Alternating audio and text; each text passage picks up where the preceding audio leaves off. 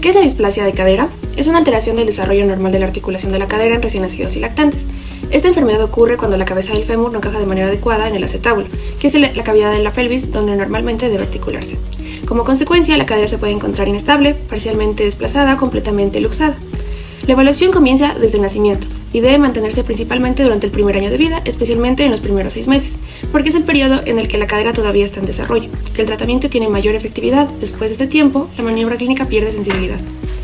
La detección precoz es fundamental, porque la articulación de la cadera del bebé todavía es moldeable. Cuando la enfermedad se identifica temprano, el tratamiento suele ser menos invasivo, existe alta probabilidad de corrección y se evita cirugía en muchos casos. En cambio, cuando el diagnóstico es tardío, puede aparecer complicaciones como dificultad para caminar, cojera o artrosis temprana de cadera en adultos jóvenes. Los factores de riesgo de displasia de cadera son primero el sexo femenino. Es más frecuente en niñas debido a que las hormonas maternas producen una mayor laxitud de los ligamentos, haciendo que la cadera sea más inestable. Posterior son los antecedentes familiares.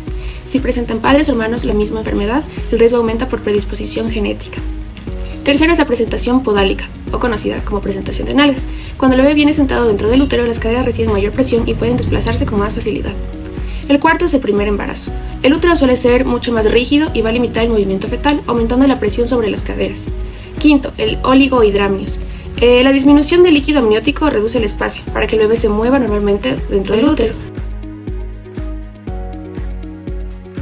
En cuanto a la evaluación y valoración clínica de la displasia de cadera, la vamos a realizar desde el nacimiento mediante un examen físico. El objetivo es identificar signos de inestabilidad o alteraciones en el desarrollo de la cadera. Primero vamos a inspeccionar las extremidades inferiores. El profesional va a colocar al bebé acostado boca arriba y va a comparar ambas piernas. Va a observar la simetría, es decir, que si ambas piernas tienen una posición similar o una pierna parece diferente a la otra. La longitud, con las rodillas flexionadas, se compara a la altura de ambas piernas. Si una rodilla queda más baja, puede indicar que la cabeza femoral está desplazada.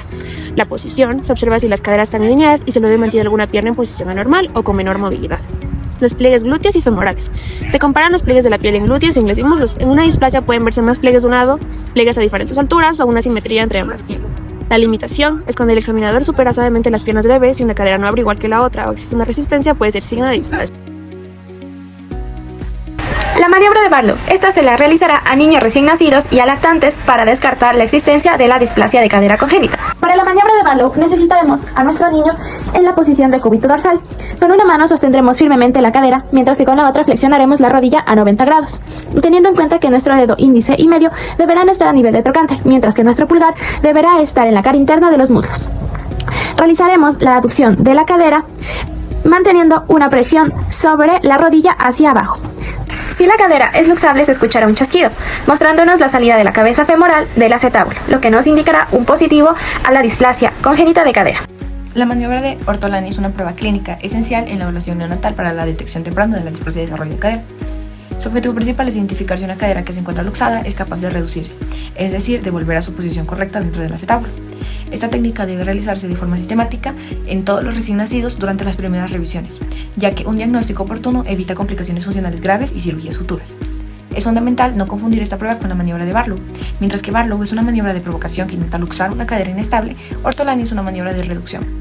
El signo positivo se produce cuando la cabeza del fémur, que estaba fuera de su sitio, entra nuevamente en la cavidad articular. Este fenómeno se percibe como un resalto o un cloc palpable, mas no necesariamente audible.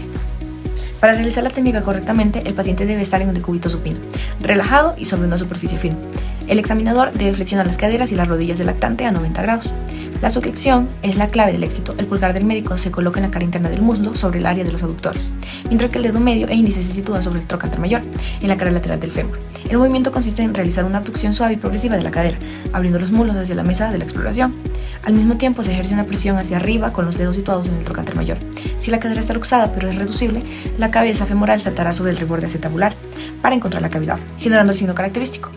Es imperativo realizar este movimiento con delicadeza, sin movimientos bruscos que puedan provocar o causar dolor o daños en el cartílago.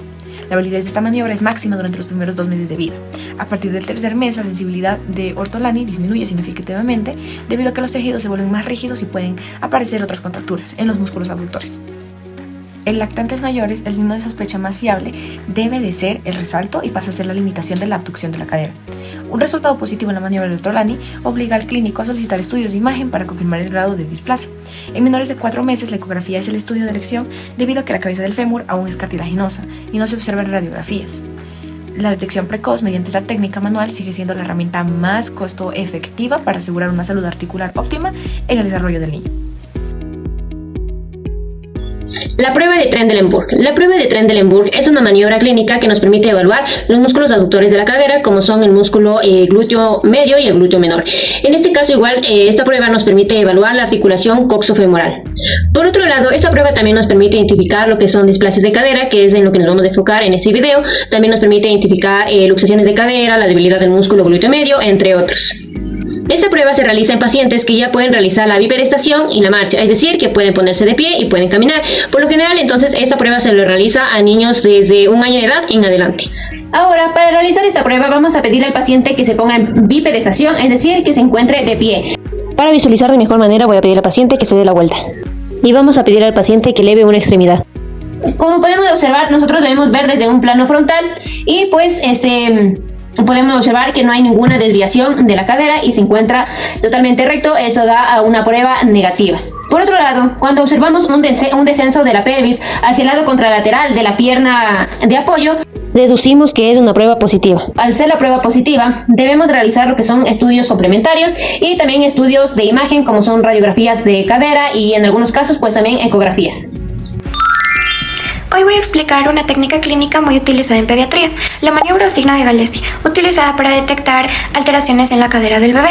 Primero, ¿para qué nos sirve la maniobra de Galeazzi? La maniobra de Galeazzi se utiliza principalmente para identificar la luxación congénita en la cadera o la displasia del desarrollo de la cadera. Ahora vamos a ver cómo se realiza esta técnica. Colocamos al bebé en posición de cúbito supino. Luego flexionamos sus caderas y rodillas a 90 grados. Es importante que los pies estén apoyados sobre la superficie y alineados. Una vez en esta posición, observamos algo clave, la altura de las rodillas. Bueno, ahora vamos a realizar esta técnica en un compañero para que se pueda visualizar un poco más lento y explicativo. De igual forma va a estar en posición de cúbito supino y vamos a alinear las piernas con la cadera a un ángulo de 90 grados. Es importante que los pies estén firmemente en el suelo y que estén alineados, así vamos a ver la altura de las rodillas y a compararlas. Ahora, ¿cómo interpretamos este resultado? Si ambas rodillas están en la misma altura, el resultado es normal, pero si una rodilla se encuentra más baja que la otra, hablamos de un signo de Galeazzi positivo. Esto sugiere que puede haber luxación o subluxación en la cadera, generalmente de un solo lado. ¿Y por qué sucede esto? Bueno, esto es porque el fémur del lado afectado está desplazado, lo que hace que se vea más corto en comparación con el otro. Bueno, es importante mencionar que esta maniobra es más útil cuando se le aplica a bebés mayores de 2 a 3 meses. Además, no debe usarse sola. Se complementa con otras pruebas clínicas como la maniobra de Ortolani, que intenta reducir la cadera luxada, y la maniobra de Barlow, que evalúa si la cadera puede luxarse. Bueno, ahora vamos a analizar la displasia del desarrollo de la cadera desde el punto de vista radiográfico. El estudio por imagen es fundamental para confirmar el diagnóstico, especialmente en pacientes mayores de 4 a 6 meses, donde la radiografía anteroposterior de pelvis se convierte en la herramienta principal. Para interpretar correctamente una radiografía de cadera, utilizamos una serie de líneas y ángulos que nos permiten evaluar la posición de la cabeza femoral y la forma del acetábulo. A continuación, vamos a aplicar estas referencias anatómicas directamente sobre esta radiografía para identificar si existen signos de displasia. En esta radiografía anteroposterior de pelvis vamos a evaluar la posible displasia de cadera utilizando líneas de referencia. Primero, observamos la línea amarilla que corresponde a la línea de Hilgen-Reiner. Esta es una línea horizontal que pasa por los cartílagos trirradiados y sirve como una base para toda la evaluación.